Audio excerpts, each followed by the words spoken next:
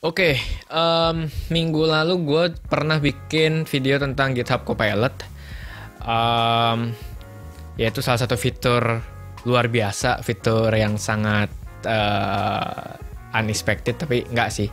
Fitur yang sangat luar biasa aja, karena eh, di video itu gue jelasin bahwa dengan GitHub Copilot kita bisa meningkatkan produktivitas dalam menulis kode, karena ketika kita menulis kode atau menulis kata kunci tertentu, si GitHub Copilot ini udah ngerti apa fungsi yang kita mau, dan input atau output apa yang pengen dihasilkan dari fungsi yang kita buat. Jadi langsung template auto complete gitu, jebret, terus langsung jadi fungsinya. Nah, pertanyaan selanjutnya adalah, kita sebagai programmer kan tugasnya bikin fungsi, bikin algoritma, bikin kode lah ya, coding itu, bikin line of code. Terus ketika ada GitHub Copilot, pertanyaannya adalah apakah GitHub Copilot akan mereplace atau akan menggantikan seorang programmer? Jawabannya adalah enggak. Untuk sementara ini enggak. Gue nggak tahu 10 tahun ke depan gimana, tapi sampai 10 tahun ke depan pun nggak akan ke replace, atau bahkan selamanya nggak akan ke replace. Nanti gue kasih alasannya. Ada dua alasan nih, ada dua argumen menurut gue pribadi dan argumen menurut artikel yang gue baca. Oke.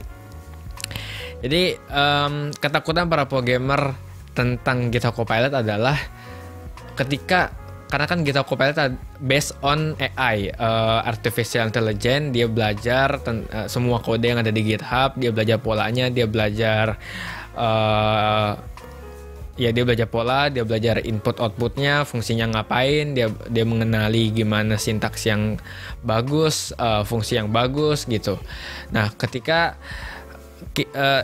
si AI ini udah punya pengetahuan yang banyak tentang coding, tentang kode, maka programmer takut nih ketika suatu saat si GitHub Copilot atau si AI apapun itu, mungkin GitHub Copilot ini pionirnya, tapi nanti mungkin ada versi lain dari GitHub Copilot yang akhirnya bisa membuat program sendiri tanpa 100% manusia ada di dalamnya, manusia ikut serta. Jadi programmer itu digantikan seluruhnya sama komputer. Komputer bikin komputer, atau komputer bikin program komputer gitu, programnya sendiri kayak gitu. Mungkin bisa jadi kayak film fiksi, ketika AI, ketika komputer, robot bisa memprogram dirinya sendiri, akhirnya dia punya kehendak. Woi, itu science fiction banget, tapi oke, kita nggak usah mikir jauh sampai sana ya. Kita mikir sekarang, apakah programmer akan digantikan dengan GitHub Copilot ini? Nah, jawabannya nggak. Kenapa? Pertama, gini, gue berkaca dari kasus Uber, kasus Gojek, kasus pokoknya ketika metode konvensional itu digantikan seluruhnya oleh metode online, metode modern lah, menggunakan aplikasi, menggunakan internet kayak gitu. Uber kan paling terkenal, dia mereplace atau menggantikan metode transportasi konvensional menggunakan taksi di jalanan yang kita pakai tangan gitu, dengan apps, dengan metode apps yang pakai kita bisa dari mana aja, kita bisa panggil drivernya jemput kita, lokasi kita di mana kita bisa kasih tahu, dan harganya lebih murah, dan bisa pakai mobil apapun. Kalau yang konvensional kan taksi kan ada providernya gitu. Nah, tapi dulu ketakutannya sama, gimana kalau tuh supir taksi itu ke replace dan dia nggak dapat pekerjaan. Nah, tapi sekarang kita lihat bahwa supir taksi masih ada kerjaannya. Mereka shifting dari taksi konvensional menjadi taksi modern yang menggunakan apps, atau mereka yang di PHK atau dipecat dari supir taksi, mereka bisa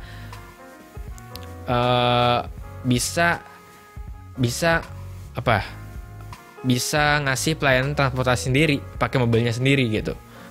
Tentunya pakai apps, aplikasi itu, dan mobilnya bisa dijadikan taksi.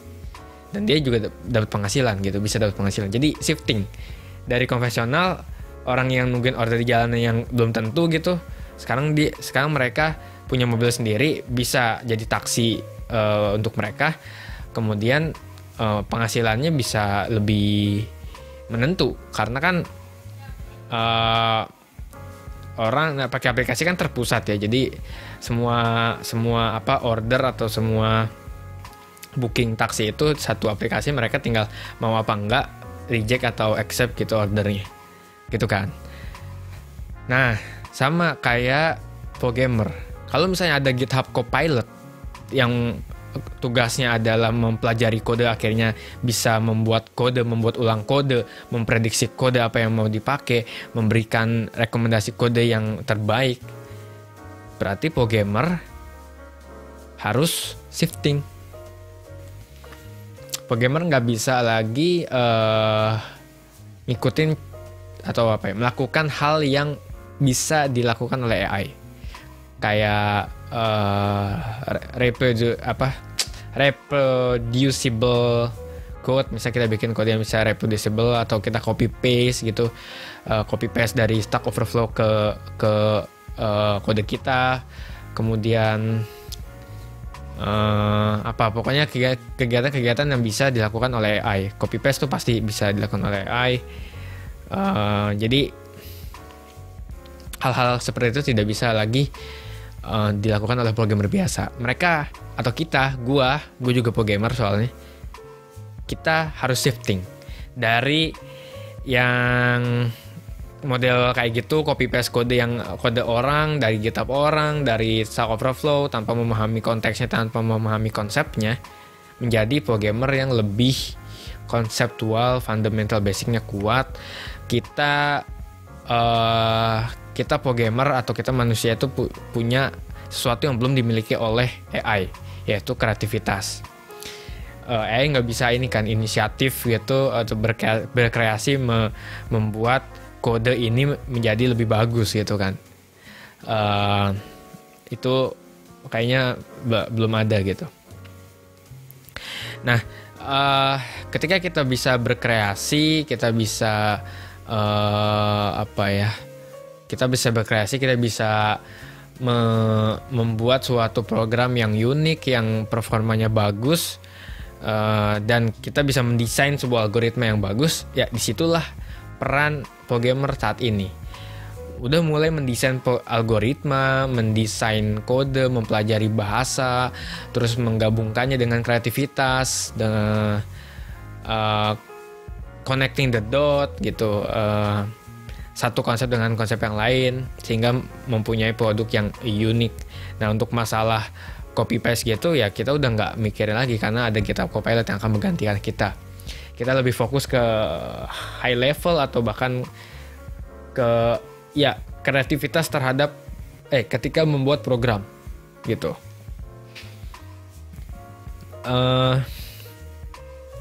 Terus apalagi ya dari gue tuh, ada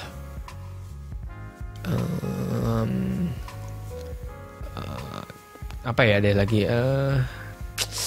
udah sih, gue lebih menekankan bahwa shifting. Gue lebih menekankan bahwa programmer harus shifting juga, karena ya seperti GitHub Copilot itu inevitable gitu, pasti suatu saat bakal ada dan pasti bakal bermunculan nih. Ini pertama aja nih GitHub Copilot, nanti bakal bermunculan lah, kayak Uber, terus tiba-tiba muncul Gojek, Grab, dan lain sebagainya.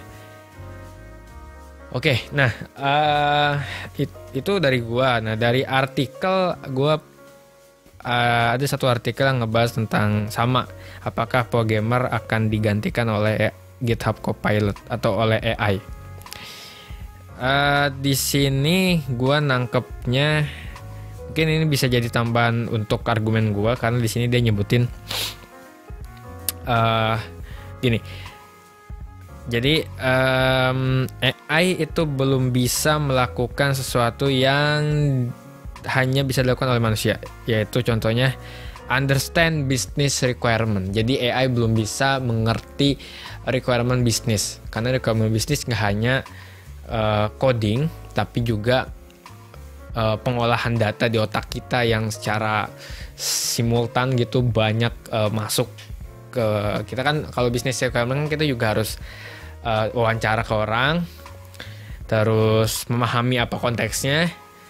Nah, memahami konteks ini kan butuh pengetahuan dan juga experience dan juga kemampuan untuk connecting the dot, untuk mengaitkan pengetahuan yang kita punya dengan konteks bisnisnya dan menghasilkan suatu saran pengembangan gitu. AI belum bisa melakukan itu. AI kan ya kalau lu nggak dikasih pelajaran tentang knowledge bisnis, ya udah nggak bakal bisa belajar sendiri. Dia nggak tahu itu apa, harus dikasih tahu itu apa, dan itu kayaknya susah. Walaupun mungkin, tapi masih sulit untuk dikerjakan dalam waktu dekat. Dan lagi pula understand business requirement pun butuh komunikasi.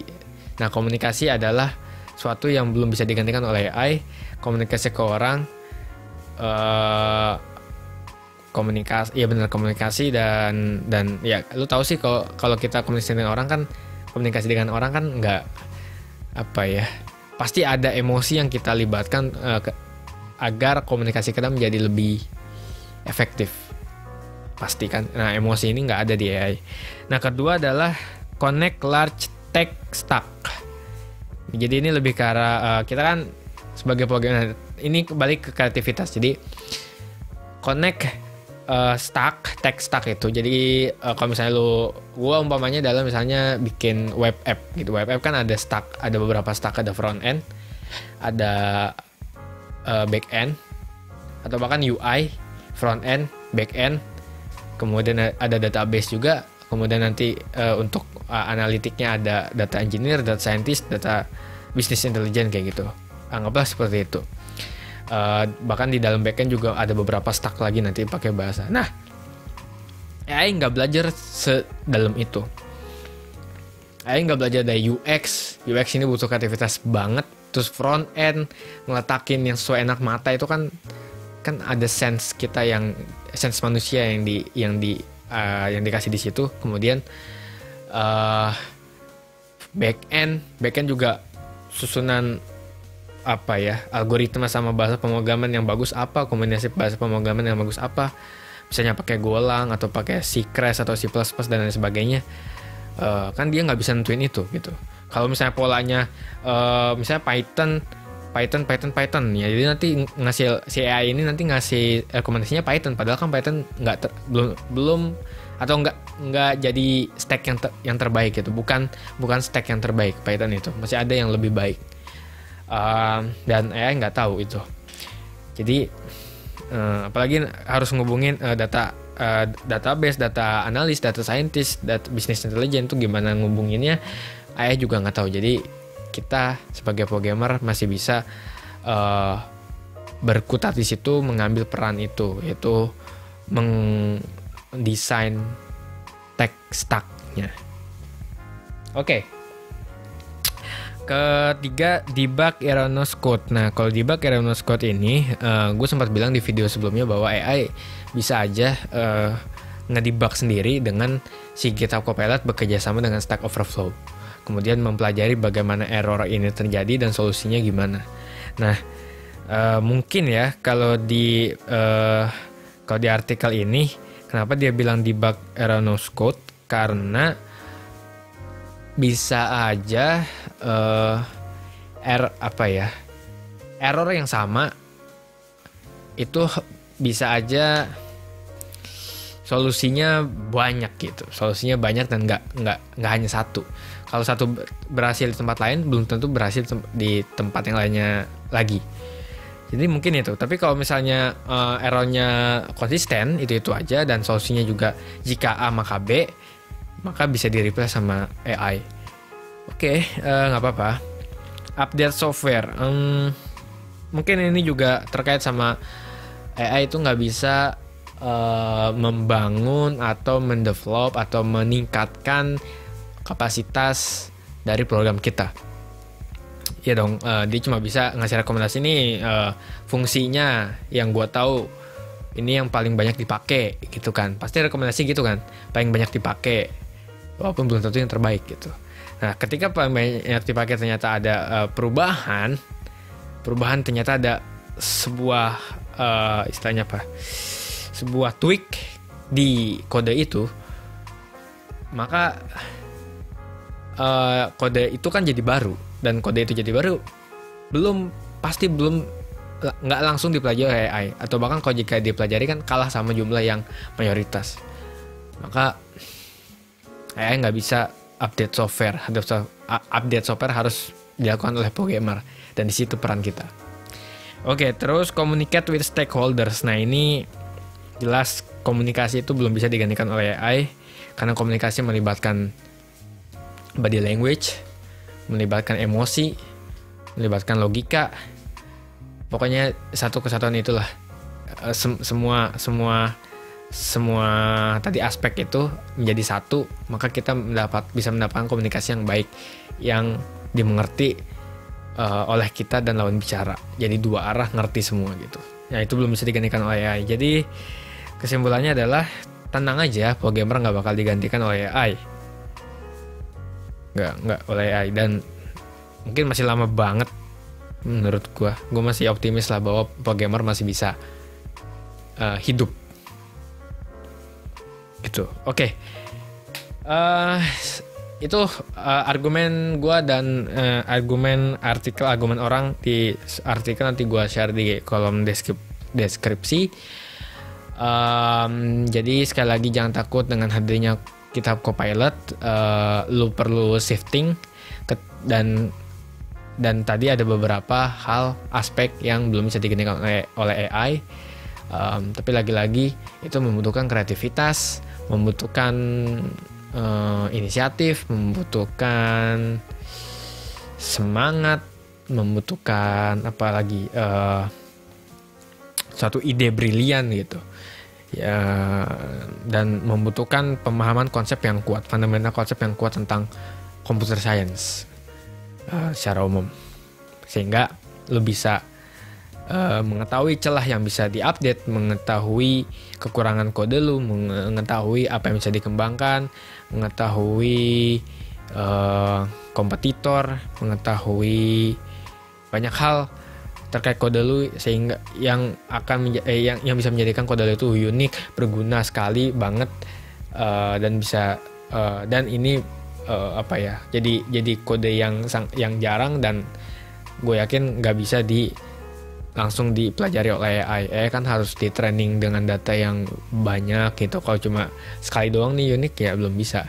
Kalau banyak pun, tapi nggak unik dong kalau banyak. Jadi kalau tetap program yang unik itu nggak bakal bisa digantikan oleh AI, karena unik. Dia cuma satu, misal dari berjuta-juta pola gitu, cuma satu nih yang unik, ya itu nggak bakal jadi.